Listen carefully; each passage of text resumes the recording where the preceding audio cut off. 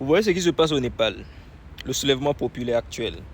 L'ensemble de la jeunesse descendue dans les rues pour dégager le régime en place. En 2 jours, juste en 2 jours, la jeunesse a réussi à faire démissionner le Premier ministre. Un Premier ministre qui a démissionné, contraint de démissionner, qui a fui le pays d'ailleurs, laissant derrière lui son gouvernement.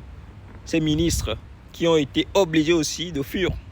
Pour ceux qui ont pu, le ministre des Finances a été arrêté, traîné dans les rues, bastonné, qui subit une humiliation, une correction corporelle populaire aux yeux de tout le monde.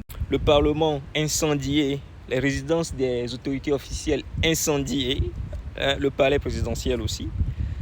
L'armée ne peut rien faire. C'est le peuple qui est déchaîné.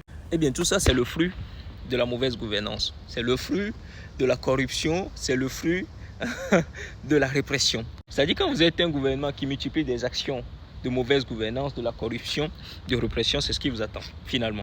Vous avez beau avoir l'armée à vos côtés, vous avez beau être protégé, vous, vos enfants et vos familles, être protégés par des hommes armés. Finalement, celui qui est armé le plus, c'est le peuple qui a faim. Un peuple armé de courage, un peuple armé de faim d'ailleurs, parce que la faim c'est autre chose. À cause de la faim, on peut facilement devenir cannibale.